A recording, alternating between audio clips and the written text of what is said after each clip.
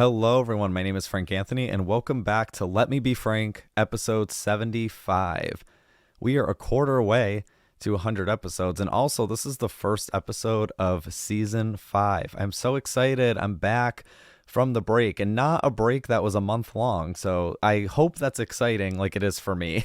I hope that's exciting for you guys as well. Before I talk about today's guest in this episode, first starting off with what's new with Frank. So I'll still do this segment considering like the changes that I'm going to be trying out for this season. I'm always trying out new things to see what works and what doesn't work, and maybe eventually someday I will find my groove, but who knows. Definitely let me know what you do like and what you don't like, and then that kind of helps guide me on this crazy boat journey or whatever you want to call it. I'm just sailing away. But this season, normally, so last season there was Tuesday and Friday episodes. This season there will just be Tuesday only episodes on the podcast. However, there should be YouTube episodes, like YouTube videos on Fridays. That's where my solo stuff is going to kind of move to, just for this one season, to kind of see like what works best.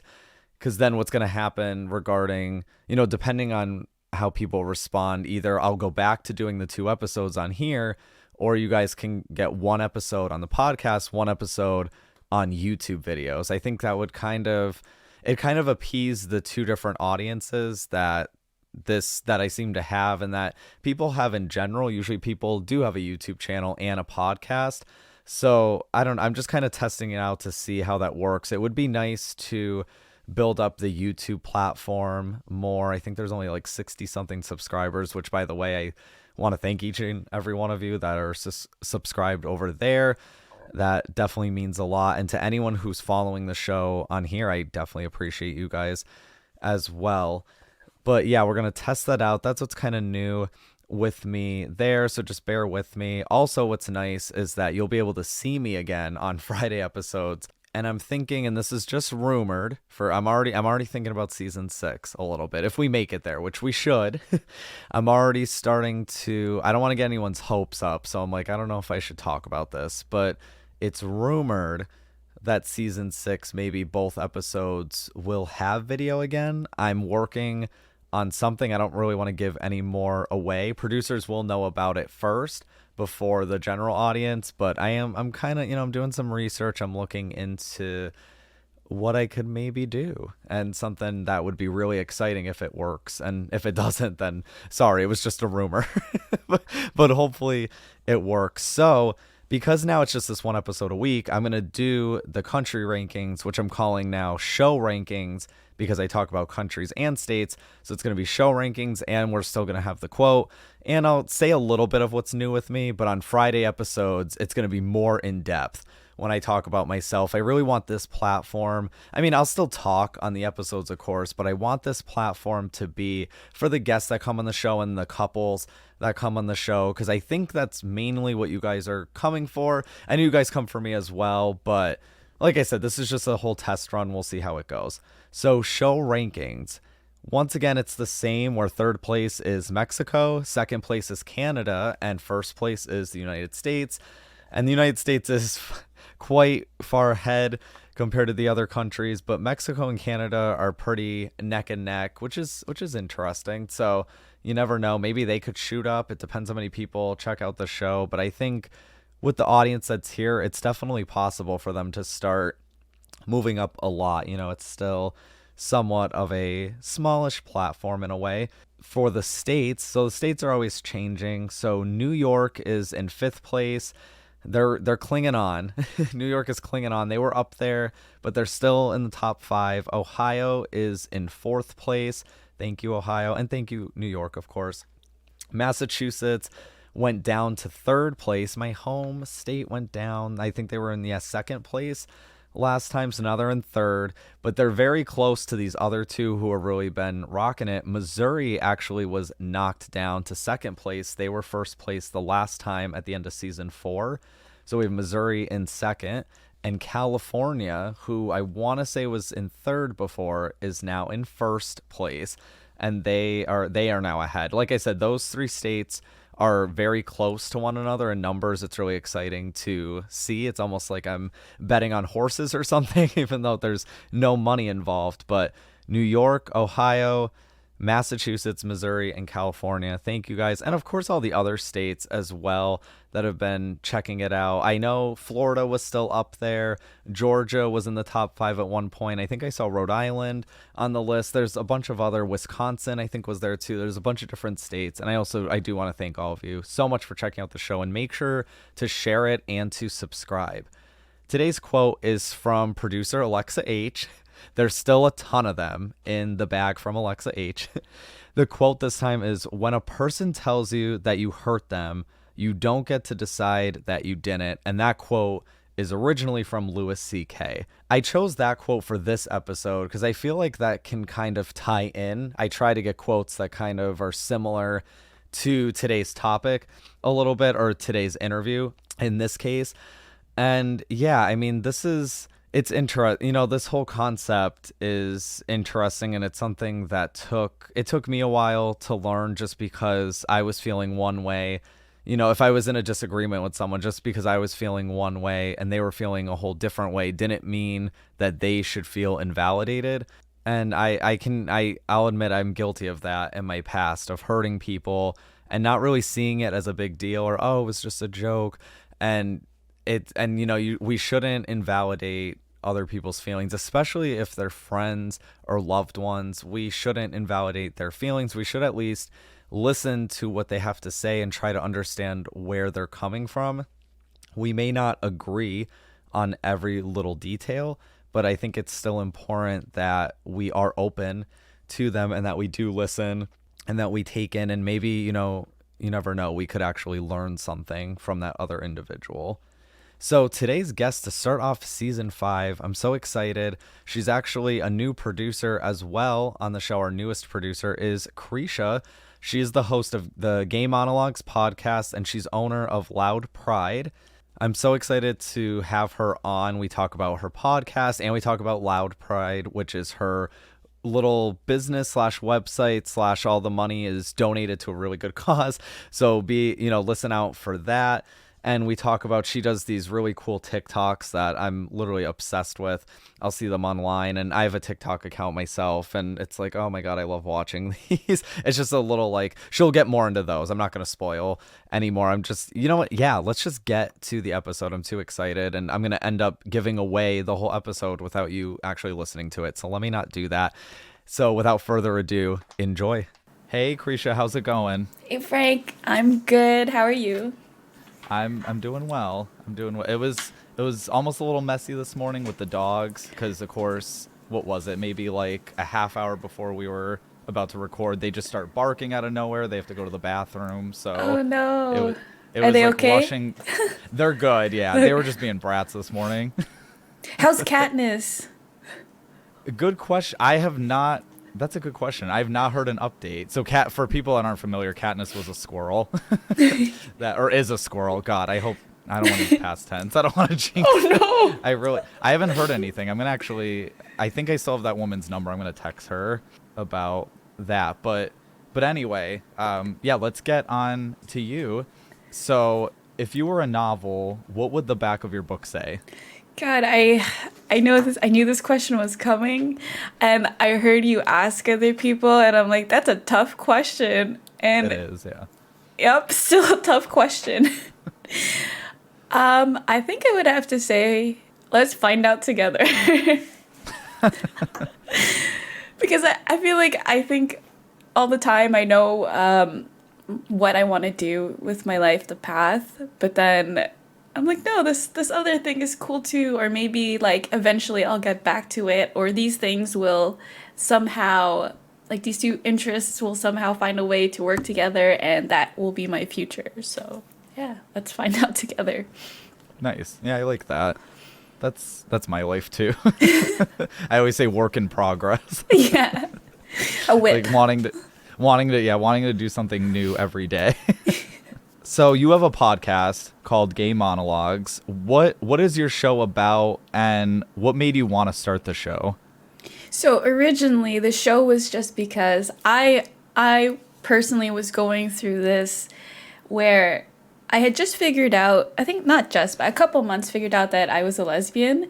And that scared me because I didn't know what life would look like. When was that? Sorry. This was in the middle, I think right before COVID started, I had figured it out. Okay. And then I had all of the quarantine period to really like think about this and why I've been so afraid to admit this to myself, because before that, like I already knew that I was queer and I was identifying as a bisexual with a primary attraction to women. Like it was a very slim chance that I would date a man. But yeah, I think then I realized right before COVID that no, I've just been scared to admit to myself that I was a lesbian. And I really thought about why that was. And I figured out that it was because I don't know what life would look like. It's kind of scary. It's like jumping off a cliff because I don't know what's at the bottom. Like when you're straight, you know, like what the expectations are. Like there's certain rules in society, what like how a couple is, or like a general path, like, oh, like you get married, you do this and everything, everyone's accepting of it, everybody's happy for you. So it dawned on me that, yeah, I was just scared to admit that I was a lesbian because my life would be so, like, let's find out together. So I thought, well, like, okay, I'm not old, but I'm not like young. So maybe if I start sharing my experiences, it'll help people that are kind of just figuring it out. Because I know when I first figured out that I was queer, I was digesting everything on the internet about being queer, because there's like a whole different culture, a whole different world, whole different like community out there. So I just want to share that with people. And as I started sharing these stories, a lot of it started connecting to, I guess, other people and homophobia. Like, why am I so worried about what these homophobes think? Like, why are they even homophobic? So then I just went into this path of like trying to figure out where homophobia started. So I guess that's what I'm doing now. I'm sharing stories, like my own and other people's coming out stories, and trying to figure out where homophobia stems from. Were you receiving homophobia from like releasing episodes?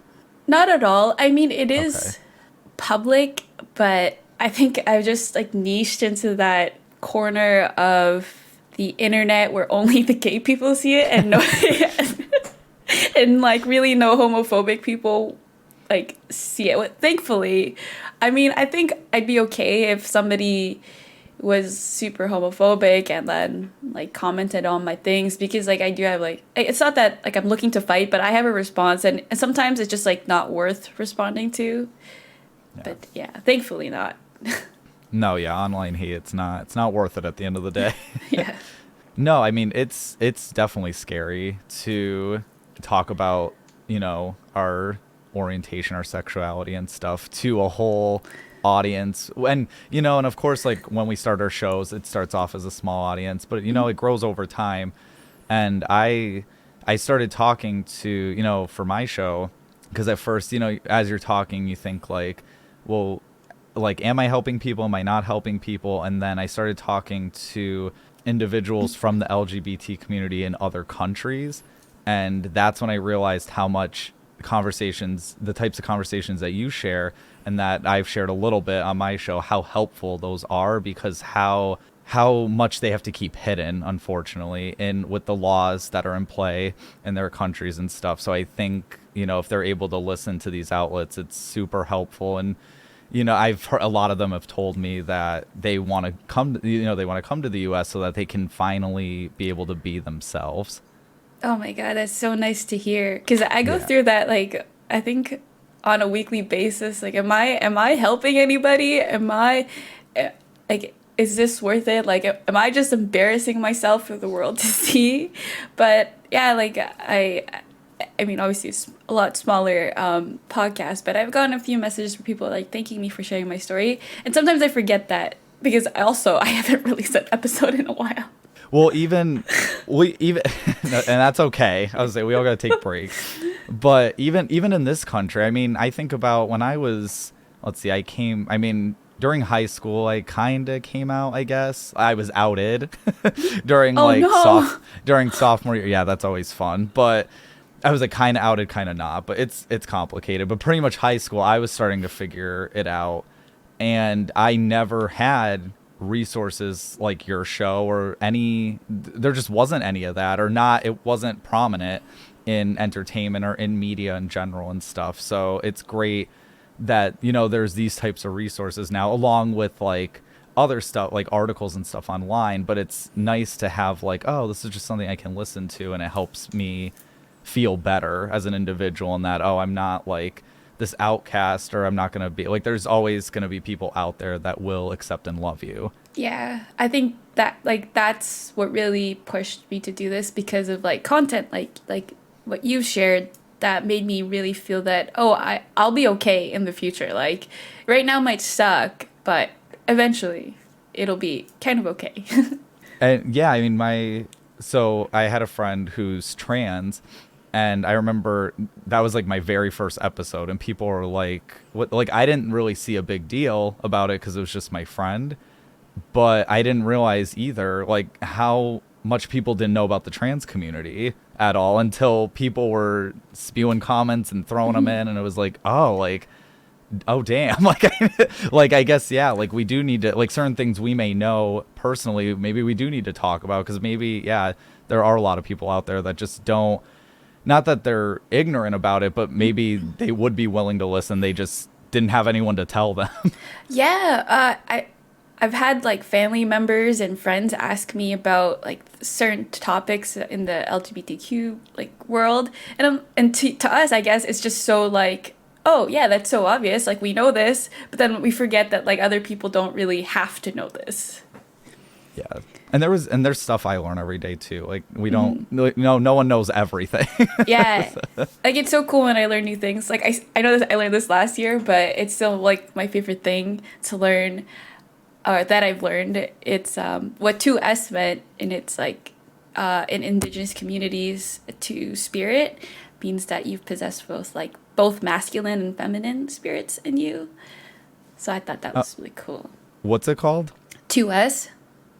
Oh, okay. So you know how sometimes it's like LGBTQ2S or 2S plus or 2S LGBTQ? Okay. But yeah. Well, that's something new I learned just now. I hadn't heard of that. So, oh, that's interesting. So, one topic you cover that I would love to talk about more on the show, if I can say it fully, is, let's see if I can pronounce it, compulsory heterosexuality. So, what is it? What are the signs? And what is like this battle between attraction versus compulsory heterosexuality? So, compulsory heterosexuality. It's such a long. It's so hard. I had to practice I think I had so many takes when I was recording this, because it was just such a tongue twister. Compulsory heterosexuality is similar to heteronormativity, which I also can't say very well. Okay. But basically, it's just that our society is made, or has shown us that a relationship between a male and a female is what normal is. Sorry, I'm getting tongue twisted now. It's okay. So all that we see are these like hetero relationships in movies. I guess it's what I was referring to earlier when I was saying that, oh yeah, like we know what the path is. Like you get together, get married, everybody's happy for you, you have kids. Like that's the life, that's your path. And then like we have all these set of rules in society of what a hetero couple is. So you have like, I guess, for example, usually a man is who proposes, a man who pays for dates, and so on and so forth. And just like all these set of rules, and like this whole like system is built for that, but we don't know we don't know any of the like these rules for, I guess, gay relationships. It does affect like all queer people, but primarily women, because from birth we're kind of shown that our role in society is to make men happy. Like how do we dress to make men like us more. I mean, we only got like a rights recently, so there's all that. And I guess, yeah, it's just that we know what that looks like, and to kind of, it's hard to figure out that you actually like women, because like we've normalized finding women attractive. And I think that's where also like part of how, like, why I really struggled to figure out that I was queer, because I didn't know I was queer until after high school. I thought like growing up that I never had crushes. I found some men attractive, some boys attractive, but not in a way that like, oh, I want to date them. I thought I had to, so like I kind of sort of dated boys growing up, but I couldn't distinguish like, oh, maybe I just want to be friends with them. Like, did you ever go through that where you couldn't really figure out if you were just attracted, or if you just want to be friends with somebody, or if you were actually genuinely like attracted to them or had a crush on them? To this day, yep. Probably. Yeah. I know, as you were talking, yeah, I'm like, wow, yeah, I really like went through a very similar, I don't know, mine, yeah, I guess it was always, because, you know, like a lot of people believe that you're born the way that you're born. And so, like, yeah, I was attracted to girls and women. I guess I should say girls, though, because, like, when I was a kid, like, well, actually, I mean, I guess there was certain celebrity women, I guess, that were older that was like, oh, they're pretty and stuff. But, yeah, when guys were in my life, or male celebrities or whoever, I viewed it, I didn't learn what gay was until 7th grade, because it just, like, I think when I was younger, how old are you? 25. Oh, okay, so I'm 20, I'm gonna be 29, I'm 28, okay. So we're not, yeah, much, but yeah, I mean, there wasn't, like, the gay representation that I would see at most as I was getting older was, like, one episode of Next or Room Raiders where they had the gay people. Those. Yeah. Yeah, like, they'd have one featured episode, or Tila Tequila with the... Oh my God, that's a good one. Like, there really wasn't... Like, maybe, yeah, figuring out if Clay Aiken was gay or not on American Idol, like, like, that was, like, the height of all that. But, so, when I would see boys and men and stuff, it was more like I admired them. That's what I would call it, because I didn't know what gay was. But it was, yeah, it was a crush, or it was feelings. But I would be like, oh, I admire him. And then, as I got older, that's when I was like, oh, it's, I think, like, 9th grade especially, there was one guy that it was like, I was like, oh, but like, you felt like the heart beating out of your chest type feeling. And that was the first time really that I felt, which it was a crush. But yeah, I was like, oh, wow. Like, this is, I think because it was the first guy that had talked to me that was also gay. So I think that's why it felt different compared to other guys I had crushes on. They were mostly straight, or I'm assuming they were straight, most of them. Yeah, so then it was just like that feeling of like, oh, wow, like, what's this feeling? Because whenever I've talked to girls, like, I would be attracted or I would do nice things. But when a guy would talk to me in that way, it was like, holy crap. But even to this day, I don't love the labels in general. Or I guess if you had to give me a technical label, it would be bisexual, with the women percentage being 20% and the men being 80%. And I'm not trying to say that as because I'm like ashamed of being gay or because like a phase. It's just because I want to say like a few years back, I was like, I'm definitely into men. And then there was a woman that I met and I was like, oh shit. like there was just there was like a really strong, like, emotional, mental connection. I'm like, damn, like, I can't keep changing this on Facebook.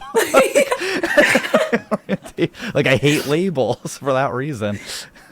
I definitely feel that, because like I mean, I don't want to completely cut off men. Like, what if there really is like that one person, like you had that connection with the one, like that's like a strong mental, physical connection. I mean, I haven't found it ever, yeah. But I'm sure, like, what if it does? And like, I don't want to be like boxed into this like lesbian box, I guess. Oh, that sounds so wrong. I'm so sorry.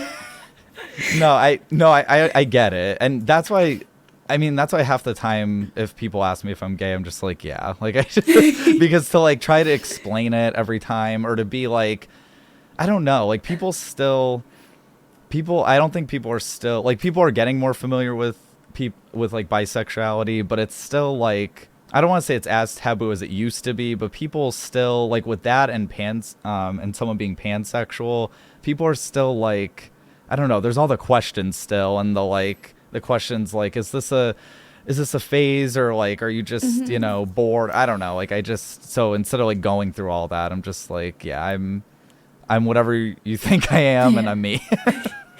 Yeah, I guess like that too. We're so concerned with labeling, man. It's just like everybody can change. Things change. We're all fluid. Like Yeah. maybe one day it's 20%, maybe another day it's like 50%. Who knows? Yeah, exactly. And one thing that I want to bring up just in this episode, because I'm guilty of doing this too, so I'm calling myself out, not just other people, but we need to stop. Like, if someone is in the closet and we're suspecting that, we need to stop investigating that person and be like, and trying to figure out what they are, and then trying to convince, and then on top of it, trying to convince them to come out when maybe they're just not ready. Oh my God. I do that too with like celebrities. Like, oh, yes. I mean, people too, but like in the real sense, like I don't advertise doing this, but it's just, I guess, like as a gay community, you're excited that like this celebrity could be part of like what we are, and then like you're pointing at like what they're doing, and like I know this is because they're famous and they have all this pressure on you, but on like it's still very hard for somebody to come out and put their career on the line, but also like, yeah, like people in our lives like who could seem gay or part of the community, right? It's their choice to come out, because we don't know what's at stake for them. I agree. And I get the excitement of, when a new celebrity comes out, you're like, ooh, actually, I forgot his name, but a Raiders football player came out, which is huge. Like, that's insane, because that was, for years, that was such I am a fan of football, and for years, that's just been like not acceptable, and people have been dropped, and I'm hoping this guy gets good treatment, unlike other people in the past, because that's a whole nother subject. Yeah, I saw that yesterday and I was like, oh my God, he's so brave. Yeah.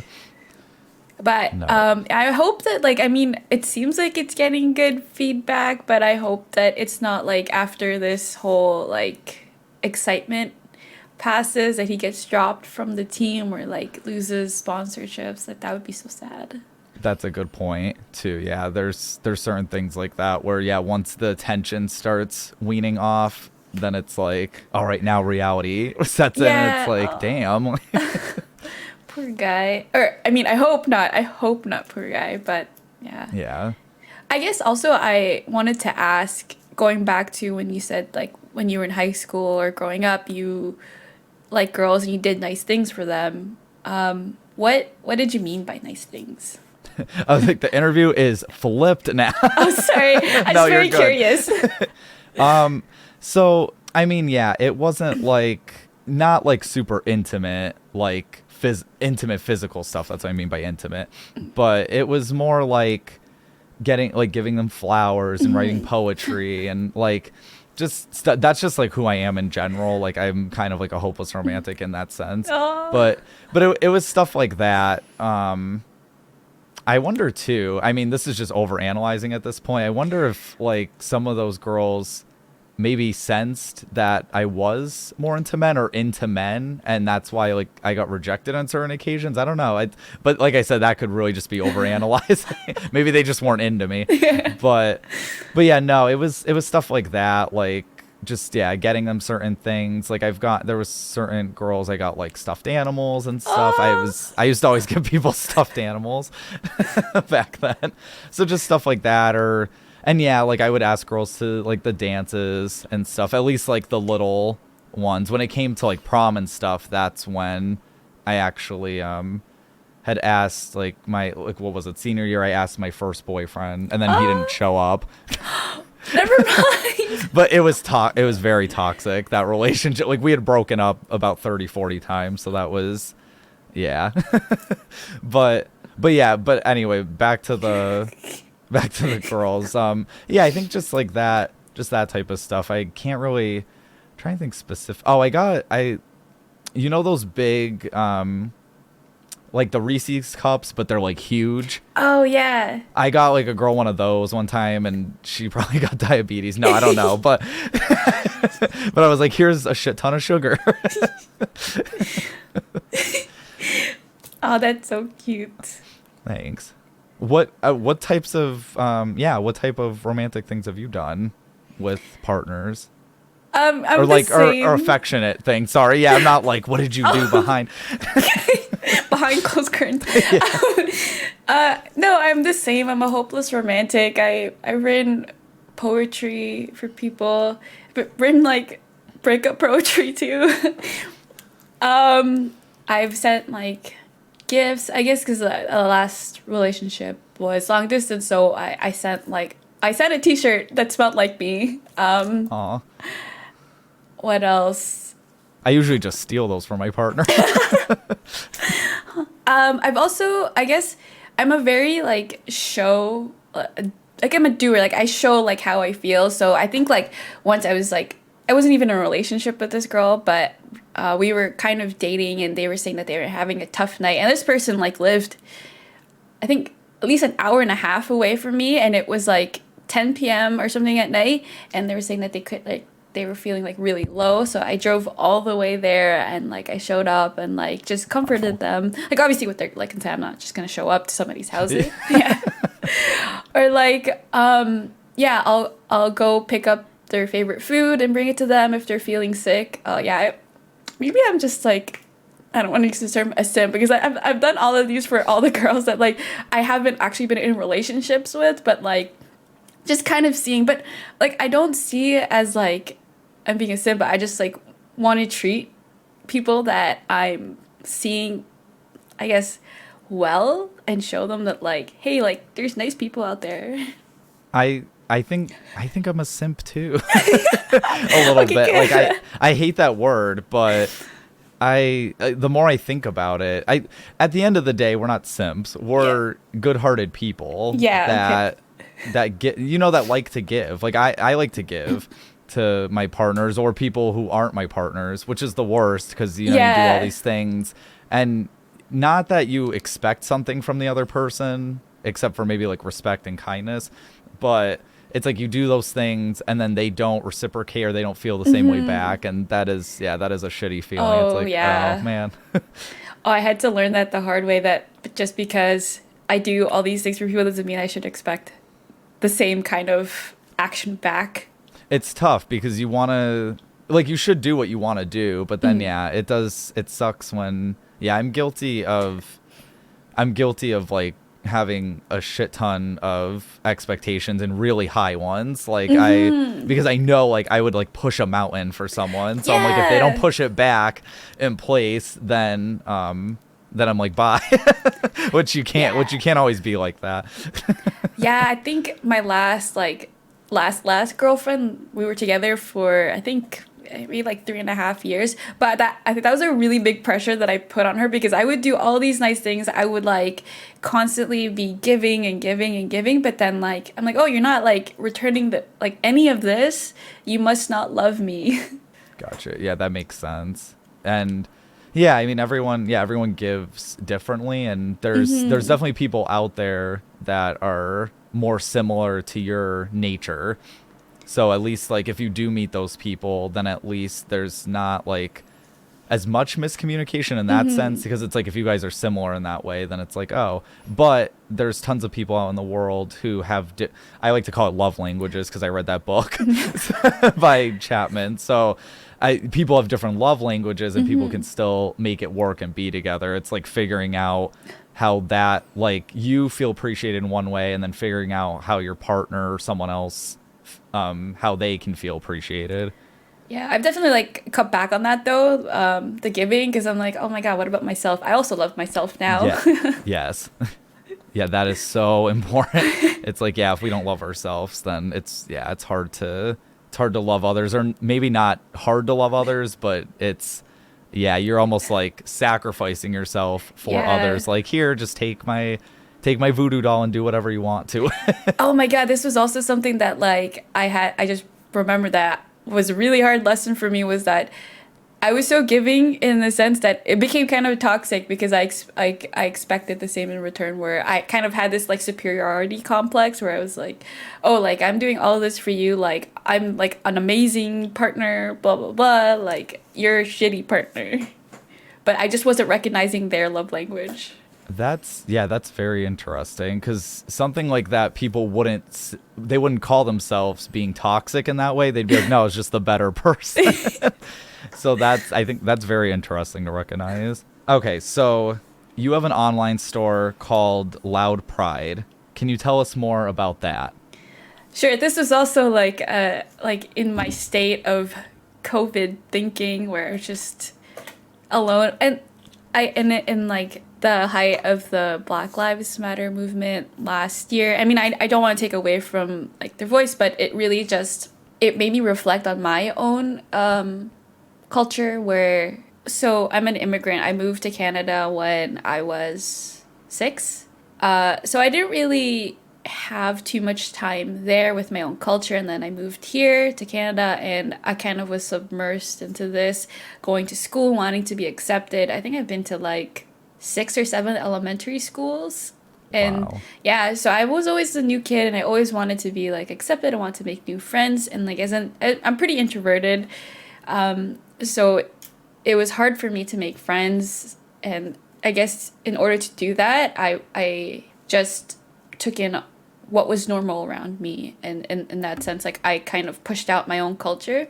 So I didn't really know why I was kind of ashamed to be Filipino. And then also on top of that, like that was also when I was starting to accept that I am a lesbian. And I guess altogether, I was like, shit, I'm like ashamed of basically my entire person, and like why? And then I started to realize like yeah, there's probably kids going through that right now that are ashamed of who they are. I guess I just wanted to help them out, like just any like kid that's struggling to see themselves as normal because they're not white, they're not straight. So I make these bracelets that kind of represent all these communities, so the indigenous communities, people of color, black people, the gay community. So people wear them as kind of a sign that like, hey, like I accept you. If there's any kids like around them that are kind of scared to be who they are. I call it a store, but I don't really make any money of it. Everything actually lose a lot of money from it. But all the money that's made from the bracelets is donated to this foundation in Toronto called Soy, and they provide shelter for LGBTQ kids that have been displaced from homes. Because when I came out, I got kicked out of my house, so that was like, I mean, I was lucky enough to have like a supportive community around me. We're staying at my ex-girlfriend's house, and like her family was super nice, but not everybody has that. Like there's this excuse where like we live in such a great country like the US or Canada, there shouldn't be any homelessness, but like you don't know people's situations. Like there's certain circumstances that you just can't help. Like how do you expect, like, let's say a 15-year-old kid who just came out, who got kicked out of their house for being who they are, to not be homeless? Like, where are they gonna stay? So yeah, I don't know, I guess because I have the means to help, I want to help. That's amazing. And the website's gonna be in the description below, and any other links related to that. You'll say them too a little bit later too for that. Yeah, so because there was stickers too, right? Mm-hmm. On the side there were stickers and bracelets. So yeah, so the stickers I still have some, but I'm doing them for Pride Month. Basically, they're just okay. I really just want people to spread pride, so that the people who are afraid to come out, like I'm not saying that they should come out, but like just know that there are people out in the community that's willing and ready to accept them. And that's amazing. It's amazing the work that you're doing with. I'm sorry you're losing money on it. There's got to be a way where like you can write that off or something. I mean, I'm sure, but then like I just like I think this is a me thing where I feel guilty. Like, so I mean I'm okay. So. Well, I was gonna say, if it makes you happy, then definitely, yeah. And it's for a good cause too, which is great. We can if you want, we can link them in the description too.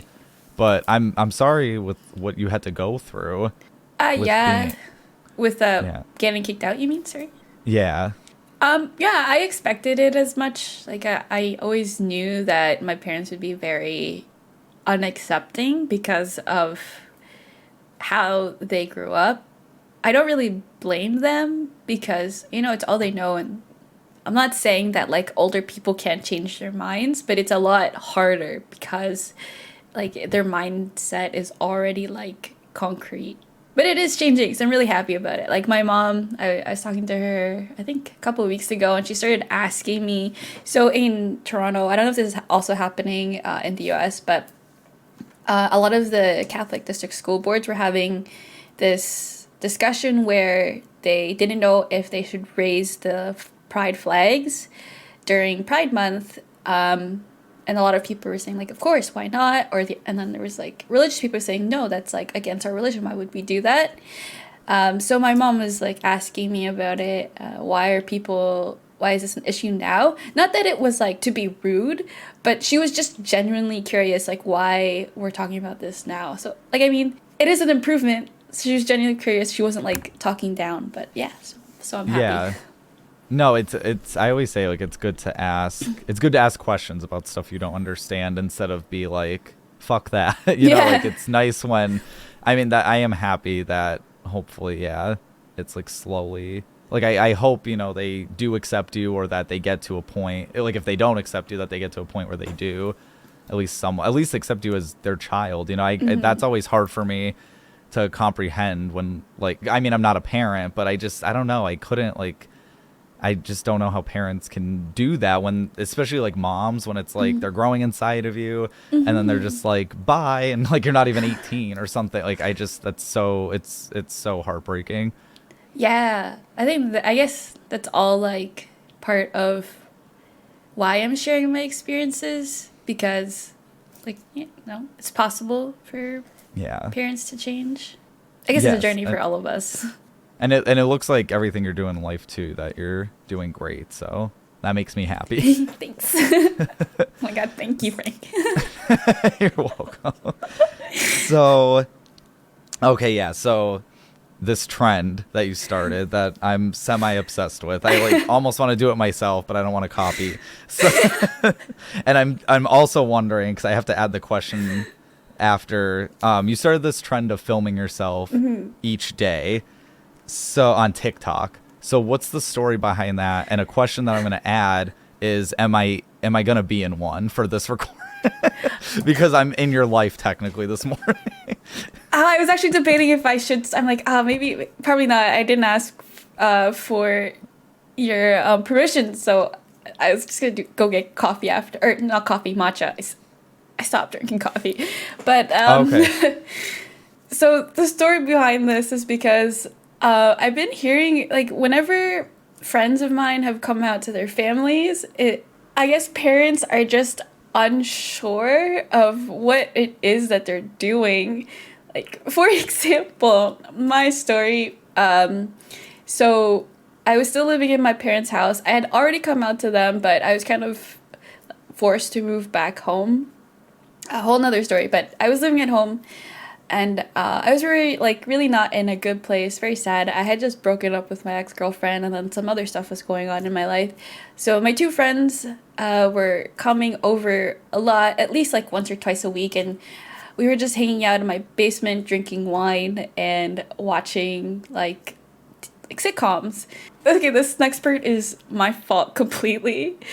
So it was, I was in my room, and I was smoking quite often. I would just, go out my window and sit on my roof to smoke so that nobody in the house could smell it.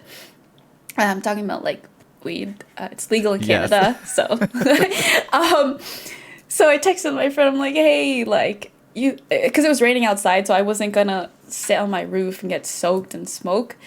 So I asked my friend, I'm like, hey, like, you think it'd be okay if I blew smoke out the window while I was smoking a joint? Definitely was not, but so I was like, okay, I'll just give it a shot. I kind of like really needed it that night. And then my sister walks in, my brother walks in, and then both my parents walk in, and I'm like, oh, fuck. So my parents are like getting mad at me because they never knew I smoked. And they're like yelling at me about all these things that they're mad about, like all these like pent up stuff that they've been holding in, because at the time like my relationship with my parents was really not good. And then they brought up my friends coming over a lot, and they were we had like a guest bedroom in the basement. And my dad was like, "Oh, like there's all these marks on the floor. I know you guys are doing stuff down there." And I'm like, I mean, what kind of mark? Like, what marks indicate lesbian sex? yeah, like I just burst out laughing, and it probably didn't help the situation. But I was like, oh, we're just, I think, doing the most innocent thing minus like the drinking, but. Yeah. It was just wine, but yeah. So I think, and I've heard similar stories from like friends where their parents think that just because they're queer that their best friend or whatever is like someone they're dating with. Or I've heard a story where like a parent just completely asked like, what do you do? So I think, oh my God, we just all have orgies. yeah, like we're all just having sex with each other, making out, like that's all we do on our free time. So I started these daily videos because I want to show people how fucking boring it is to to be How gay. self-deprecating. Yeah. Sorry, peaceful. How peaceful it is to be, I guess, queer. Like our life is normal too. We do the same things as you do. Yeah. So that's why I started these, just to show everybody, or not just parents, but just like public as a whole, who think that like being queer means that you're doing all this like, I don't know, hoe shit. Well, yeah, I've never seen one of your TikTok videos and been like, wow, it's like, that's so like that's so lesbian of her, like the things that she's doing. It's like that just that doesn't make sense. So Yeah. So like, yeah, being gay doesn't mean that. Yeah. I mean, it could be, but so does being straight. Exactly. Yeah. Yeah. No. I think the problem is like being gay. I think about like stories and stuff, or even TV shows, where like being gay has become like a personality trait, but then being straight isn't. That's just normal, or that's like whatever. When it's like, no, that's not how it works. Yeah, and I guess that also like, I hate this word normal now. Like it's been bugging me, because there's all this like connotation of what normal is, and so like actually, look, I have it tattooed because like I'm POC lesbian, and that's normal. Like I am normal. Like you are normal. Everybody is normal. Who defines the word normal? And I guess I just I'm trying to like this word, but it's so hard. No, I get that. See, I usually just say everyone's weird, because Yeah. I'm like, everyone's got some sort of weird thing about them. Like no one's that boring. That's my next tattoo. Weird. Nice. No, I'm personally, I kind of am. I've been a boring person lately, especially with the pandemic that was going on, or at least it's still going on, but not as crazy, I guess. Well, in the United States, at least I know it's different everywhere, but yeah, no, I mean, my life a lot of the time was like reading a book and and maybe Sims a little bit, working on the podcast, and then reading a book and a YouTube video. Like I'm like, damn, like yeah, this is kind of working out. Maybe it was like an exciting thing, but yeah, it's just, I mean, we do routine stuff. Yeah, like I don't know what the most like the craziest thing I've done in the last year, because I just been sitting here like in this chair. Exactly.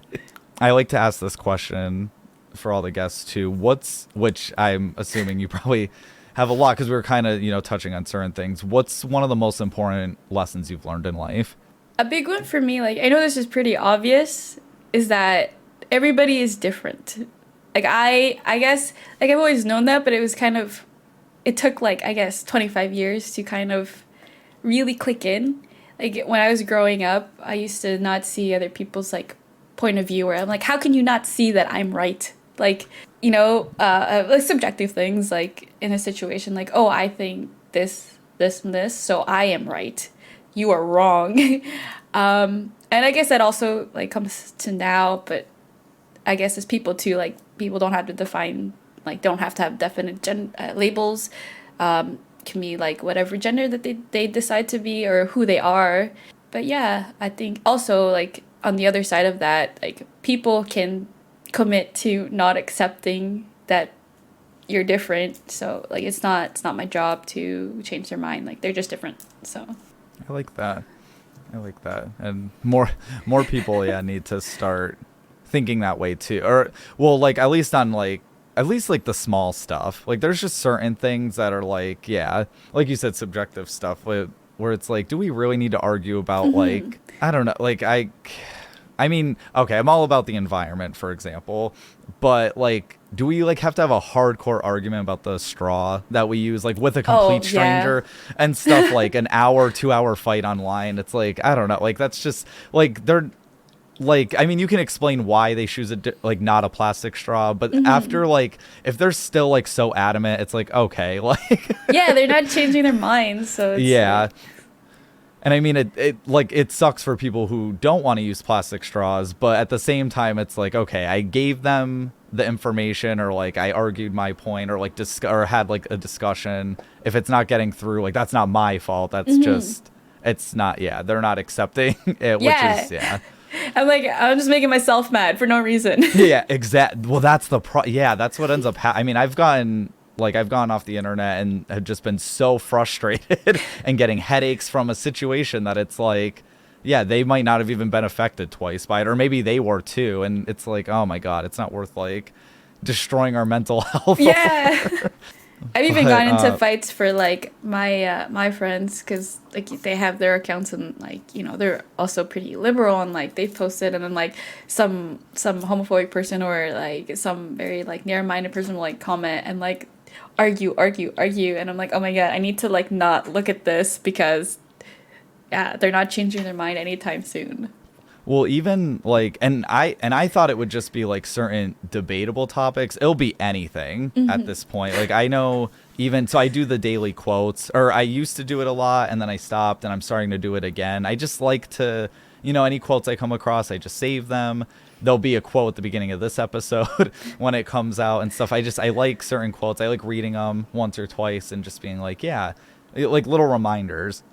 I still had like, even though there was like, it was a positive quote and it was supposed to like help motivate or uplift people, there was always someone still that was like putting it down, or that was like putting me down. And so like people will just argue over like any, like, ugh, like that's so, I think like someone had said like, that's so superficial of you. And it's like, oh my, are we just going to argue about anything? At this, like, it's just a quote. I'm just sharing it. God damn. I didn't think those quotes got any hate. They're just always so positive. Oh, they have. Yeah, no, I never thought I'd be told this before. I've been told I was too positive. What? And then, of course, it was that debate about, like, was it toxic positivity? Which I was like, oh, my God. Like, no, I'm not trying to be like that. Like, so now, like, what I do share is I think that's why I like having the podcast and stuff, to just show people that, like, no, I'm not happy 24/7. No one is. And that's, like, okay. Like, I'm not trying to force people to be happy. It's just, it was just little things to be like, hey, if you are feeling down, or if you just needed a little boost, like, there's that. But no, trust me, it's like, no, I still get angry, I still get sad, and but I just, I process those differently as I've gotten older. Instead of like example for anger, instead of screaming at someone that doesn't deserve it, I'm gonna like work out, or I'm gonna like vent it in a journal or something, different outlets. Yeah, it's also crazy that like grown people don't know how to control their anger now. They will like, it'll manifest in something physical and like punching, throwing stuff, and I'm just like, yep. Or just throwing it all online to someone just getting mad at someone for no reason. Or because you were mad at something else. Oh my God, that's the worst. But what are your, they're going to be down below, but what are your social media links and websites and anything that you want us to check out? So my podcast Instagram is at Gay Monologues. So that's GAYMONOLOGUES. And then my Loud Pride store is Instagram is at loudpride.co. I think somebody already had taken Loud Pride. Okay. I do have a YouTube channel, but that's very hard to keep upkeep. If you want more recent stuff, that's gonna be on Instagram, and I do have a TikTok as well, but I just use TikTok to make the videos that I post on Instagram, but that is every damn day or every damn morning. Same thing. Yeah. And the website for my store it's loudprideco.com. I actually knew that. I don't know. I did end up remembering that when I did the research. But thank you so much, Krisha. Hey, Past Frank here, and I hope you enjoyed today's episode. Make sure you subscribe to stay updated on new episodes, leave a review on Apple Podcasts, and if you'd like to become a producer or make a one-time donation to the show, click on the Buy Me a Coffee link in the description. I want to give a special thanks to my producers Monica Leigh, Alexa Hunt, Jennifer Herrera, Stephanie Lindsay, Kas Nolan, Alana Rasmussen, and Krisha. I also want to thank each and every one of you for listening to the show. Have a super special awesome day, and bye.